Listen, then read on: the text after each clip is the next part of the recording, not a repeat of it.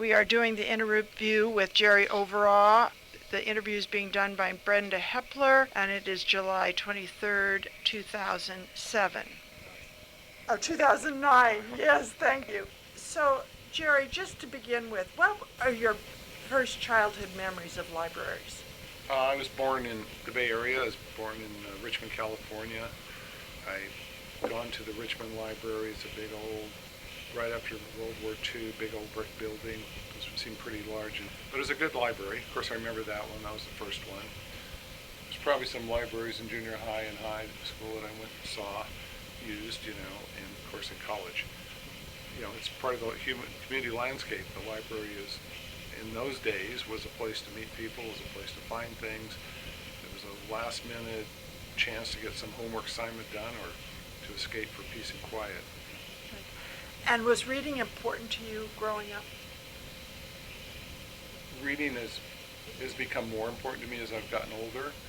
When I was younger, I was more into other things than reading, probably more into math and things like that. I used to get bored easily reading, but now I regret that I didn't take that history class in college or that I didn't learn some things better. But it's probably never too late, so I'm now into a little more reading. And you grew up where? I grew up in Richmond, California. My parents were both born in Richmond, California. I was born during the Second World War. We went to schools there until my mom died and we moved to Orinda, California. I was 15 years old. And your education, where did you go after high school? Well, I went to Miramonte High and Richmond, Harry L's High before that in Miramonte High. I went to briefly at Cal, graduated from UC Davis, and then went to Stanford for a master's degree. In? Civil engineering. Oh, really? Yeah. Okay, and your work experiences? My work experiences, it's a little bit, I have pretty much worked in this family business since I was about 16 years old. And the family business Family business is this construction company in Richmond, California. It started my grandfather in 1907. It was called Carl Overaa Company, and now it's C. Overaa Company. We just celebrated our 100th anniversary a few years ago, and I guess now we're in our 102nd year. I just really didn't know any different. It was something that we did at the dining room table at night, worked on drawings with my dad, visited job sites during the weekend, always trying to draw a plan or make something, and the people that came around the house were often people who worked in the company or clients of the company. It was just so embedded in my culture that I don't know any different, really. Yeah, that's great. What attracted you to Lafayette, and how long have you lived there? What attracted me to Lafayette, I've lived there since 1969, so I guess that's 40 years. What attracted me there, when I got out of college, my wife and I moved and started raising our family in Richmond and Pinole. But it was close to work, but I had lived briefly in Orinda for 4 or 5 years in my high school years. So I liked that area, on the other side of the hill, so to speak, the weather, the semi-rural aspects of it. But it became pretty apparent in Pinole and Richmond that it was a better place to raise a family. We chose Lafayette pretty specifically because I remember growing up in Orinda, there was a little bit of class rivalry between one side of the freeway and another side of the freeway. It seemed to be a little bit more concerned with that than I really liked. Lafayette seemed to be a more diverse community. It was a little bit bigger community. It seemed like something would be a better place. And actually, we didn't look for our homes, or we actually looked for we're building a Lafayette Orinda church in 1967, and a lot for sale right across the street happened. So I happened as a whim, bought this lot for $10,000 and built a house there. So that's pretty much how we moved to Lafayette. Yeah, that's great.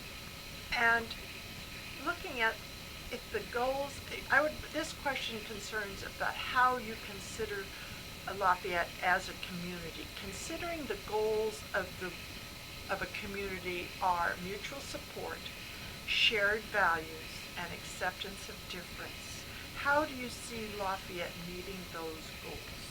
So diversity, shared values, and mutual support. Lafayette, when I first in my middle 20s when I was in Lafayette, and I had some friends that somehow appointed me to a school advisory board. I think it was almost before it became a city. So we got to see kind of up close and personal how cities would be formed.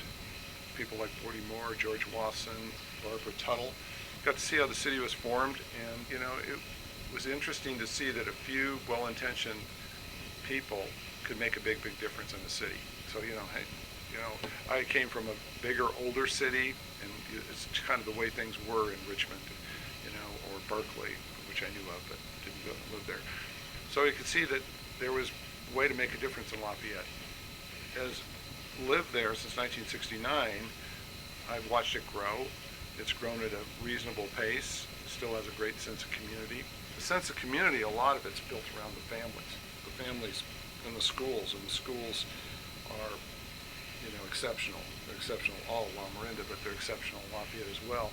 And they do become a very strong magnet for new people coming into the community, for existing people getting together, for creating a sense of community. But in a city like Lafayette, if it's only the schools, that becomes harder. So the sense of community has to be in the other volunteer organizations, the city itself, the fact that people do roll up their sleeves and do a lot of work for the city. I think it permeates the whole environment out there. So do you think there's acceptance of difference in Lafayette? Oh, I know there's acceptance of difference in Lafayette. My grandchildren go to the Lafayette schools, Happy Valley and Lafayette School. They go to Stanley. There's differences in these schools that I see more than, in the neighborhood that I don't, see as many people, but I see there's a difference in those schools, and I can tell by the reaction to them that there is acceptance. It's partly the fact that in 2009, our whole country's become a little more grown up. It's far different than when I lived in Richmond, when there was some pretty stark differences. So I think it is, and I think learning from the young people, I think we've probably come a long ways. I'm sure there's some economic barriers for total diversity, but that's not entirely the case, because there's a lot of different economic strata live in Lafayette. Okay, thank you. Now, you mentioned you were on the school board. What is? No, just an advisory. Advisory. So what other community organizations or projects have you been involved with in Lafayette besides your work? Well, the Lafayette Presbyterian Church. For a long time I was on various committees there, and after we built it, and then we lived right across the street, sort of become unavoidable. Don't check with Julius, right? Yeah, from the leak on the roof, or making sure the traffic was okay on Sunday. I will have to say that many of the organizations I belong to are more involved in where I work, Western County. Yeah. But you're involved with community work in some sense then in the Richmond area relative to your work? Yes. And what would those be? For a long time it's a Rotary Club. It's the Oakland Zoo Board of Directors. It's the Salvation Army, YMCA, Salesian Boys Club, Boys and Girls Club. Wow. Others. Yeah, so very community oriented. Now, with this present new library that you are building, you said that you also built the Orinda Library? Right.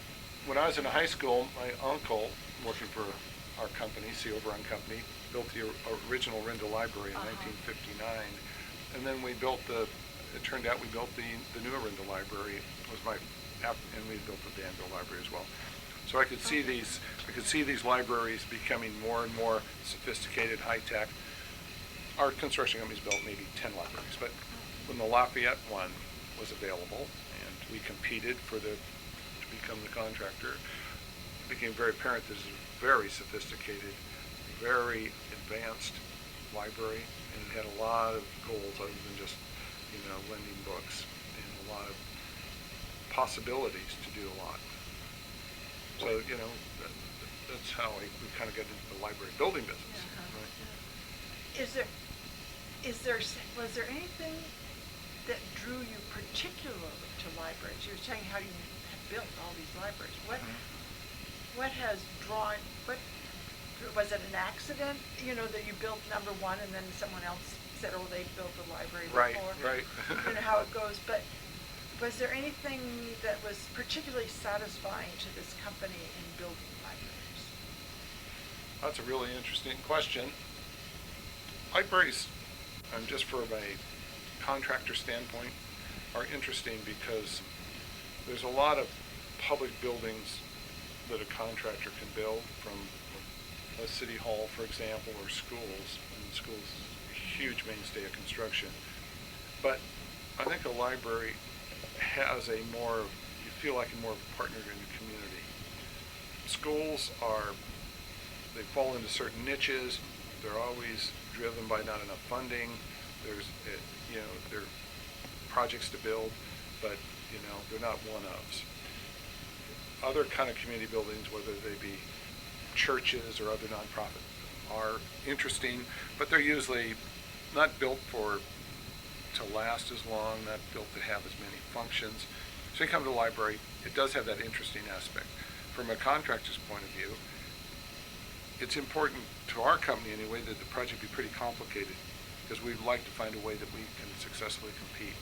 And the more complicated they are, the more opportunity we feel we can emerge as a little better. Other people, oftentimes, other contractors become a little bit scared to attempt them. But looking at the purpose of a library, because it touches all sorts of people and all sorts of age groups, you do feel good about building them. When you take a client around, and we do that a lot, and you'll often bring them by a library. Right? So, and how do you feel a library serves a community? I've learned a lot about that. Originally, when I was younger, I thought it was just to learn books. But libraries first learned about this in the Danville Library and the Livermore Library, and now in Lafayette and Orinda. It becomes a kind of especially in a suburban community, a smaller community, it becomes a real magnet for community. There becomes all sorts of other activities that are centered around the library, from speakers to interest groups to learning opportunities. So in a small community like Lafayette, and it's kind of a small community, it becomes maybe the main public forum. Of course, Lafayette went better, took it deeper, and it has a consortium of all the other, opportunities, all those other providers of special information services, community groups. So I think it serves as an opportunity for a community to really touch a lot of its people and become something to draw people together. Okay, great. And I think everyone else seems to be feeling that way too. Even in these it's economic times. Well, yeah, more so. And why is this new library important to you? And you've been in Lafayette a long time. Your kids were raised here, so you probably used the old library. And other than having the opportunity to build a new library, as a resident of Lafayette, maybe Right. thinking from that perspective, why would this new library be important to you, as a resident? As a resident, it's really the one significant community place. Yes, there's other buildings that let the community use it, whether it be Oakwood or whether it be a church or whether it be the Veterans Hall, or the Lafayette Recreation Burton Valley. But nevertheless, I think this becomes the one big significant one that you feel like it is the city. It feels like the city. It feels like your community. But I think, and I'm yet to experience it exactly, but I can vicariously see it from Orinda, that the thought that's gone into it and the way that the way the areas of the library will function, I can visualize and imagine that it's going to be great for seniors. It's going to be great for the very youngest kids and the high school kids, all the families in the middle. If we can keep it open enough hours and the programming's good, I think it will work. It will work very well for this community. Now, back to your role as builder, Yeah. contractor, how has it bit, tell maybe the story a little bit about, the process of construction and this sort of thing, because you're the only person we're interviewing that has that kind of information. Okay, sure. Well, Or stories, maybe, things you've heard as people walk by on their hard hat tours. No names. It's funny. One comment right off. For a long time, people didn't realize how big it was because it is kind of nestled down in a hole between Golden Gate and Mount Danville, but it's 3 stories high really, and almost 4. And so now that it's kind of emerged in some of the, most of the profiles there, like, whoa, this is bigger. The project is, I think it's 46,000 square feet. It's located on a relatively normal-sized lot, and it wraps around Cafino, the coffee place. Unfortunately, drive-in. Unfortunately, without Cafino, it may have had a little bigger footprint. But so it's a lot of building from a contractor's point. It's a lot of building on a small footprint. The other thing that's pretty striking about it, from building it, is it is a project. The structural components of it, the walls, the columns, the beams, the connectors, are all expressed in the architecture. It's all seen. So all these generally rough parts of a project have to be visually expressed. So it's really, really hard to build. So you have to have the large bolts all lined up perfectly. You have to have the beams, which do deflect and sometimes have some natural lumber stuff. They have to have them lined up because it's all in public eye. And it's a complicated way to build a building. It's very unique. I would like to. One of the major unique parts of the building is the roof structure. The roof structure is sort of a Buckminster Fuller type futuristic roof. It's a design build structure from a Canadian company.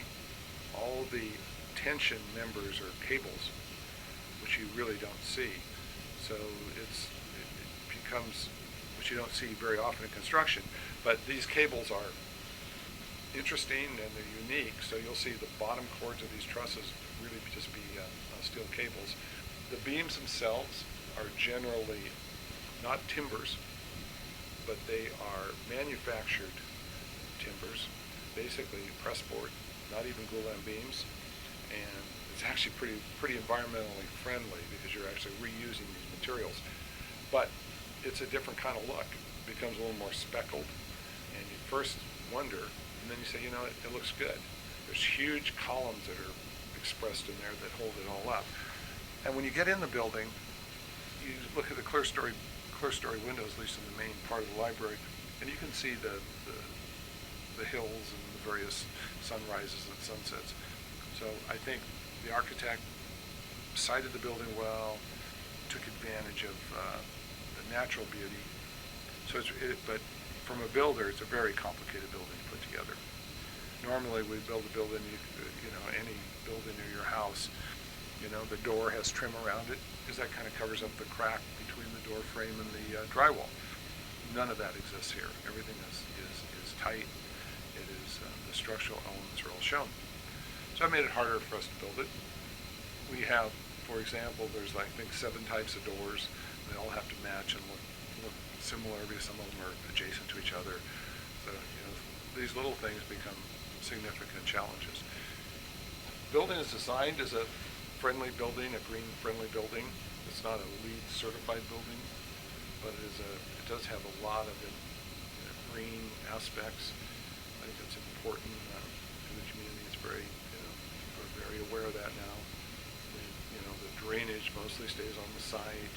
The heating, ventilating, air conditioning system is very sophisticated. Energy use is under control. The windows are a certain type. So I think that part's going to be very, very well. Do well. Any people that you found interesting comments. Were you on any of the hard hat tours? You know, I've not been on a hard hat tour, even though I may have got a reflected comment here and there that I've heard. For a long time, people couldn't visualize it. Now they can visualize it. A long time, people thought it was smaller. Now they see it's bigger. They see it coming. They know it's a reality. You know, I'm sure in the community trying to raise money for it for a long time, it was yeah. Now it's going to be there. I haven't heard anything, but most people, like negativity, most people pretty surprised at how it looks. A very unique aspect of it is the granite exterior. The granite exterior is granite pieces. They're maybe 3 feet by 3 feet, 1.5 inches thick, I believe. They're all attached to the building mechanically. That means they're on steel clips. They're put up one piece at a time, maybe 10 pieces a day. The granite all came over from India. It was quarried in India. It was all quarried and milled to an exact specification, so except for a few pieces, most of it just fits together like pieces in a jigsaw puzzle. It came over in 9 ships. We've got a shipment about every week and a half. It's brought up by containers, and so far it's gone pretty smooth. We're reasonably concerned, a world apart, that it was all going to work, but the people in India had a very good system. The supplier here in the United States had it together. I didn't realize that granite was such a world product. The most sophisticated manufacturing of granite occurs in China and India and Brazil. The granite is produced in our granite-producing states, some of which was in California, but Vermont or Georgia or something. They don't have the equipment and skills to do it as they do in India. So it came without a hitch. And, there was a reasonable debate about what color to use. So the granite was selected fairly late in the game, which was a little bit of a concern. We always have concerns. That was a big concern, but that part is kind of unfolded, and we're one container left for finishing it.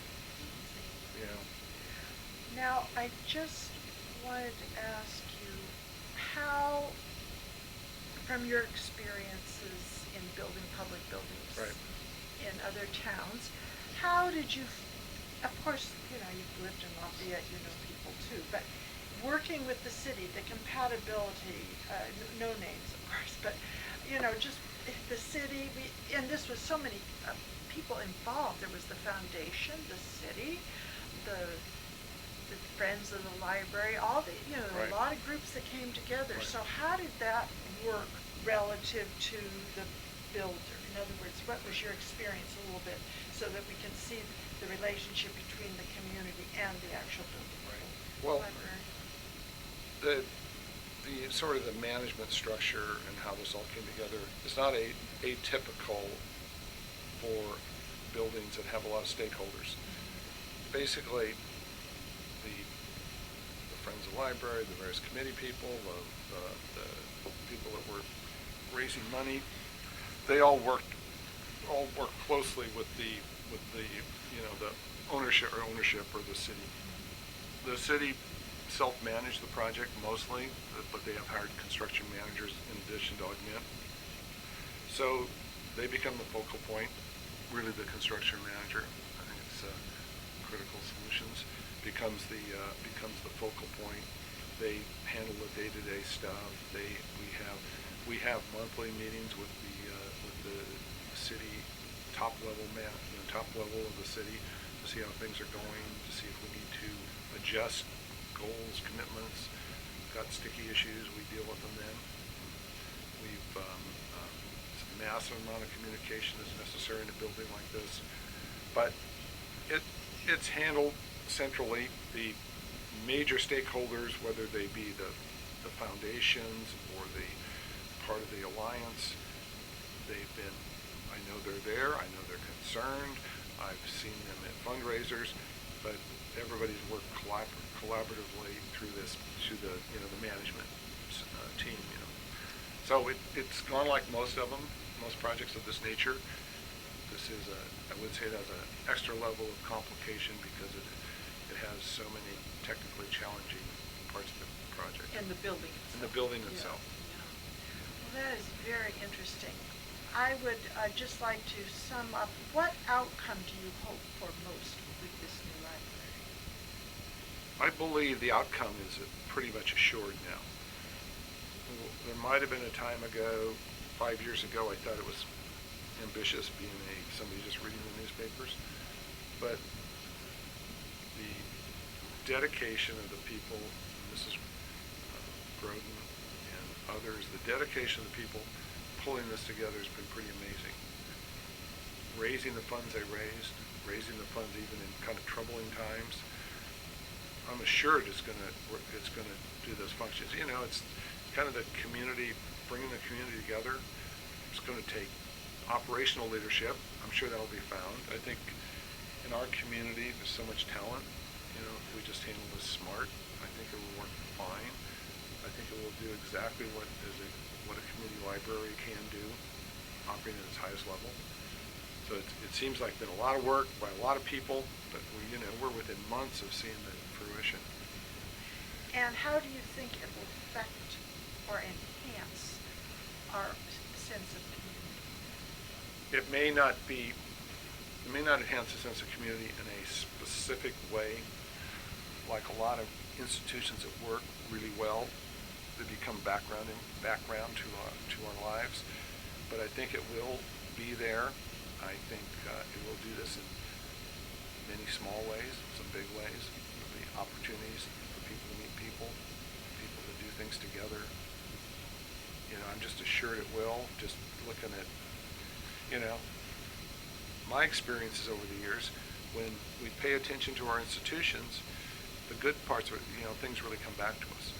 When we see in these kind of troubling times, when we're cutting back on things, when we're cutting parks, cutting hours, important things, and people are getting distraught, and it'll probably get worse before it gets better, you realize how important underpinnings like the library are, like community organizations.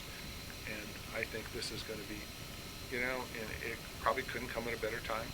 It's going to come just at the time that we're right in the midst of this recession, and I think it's going to seem more real to a lot more people now. Well, thank you very much.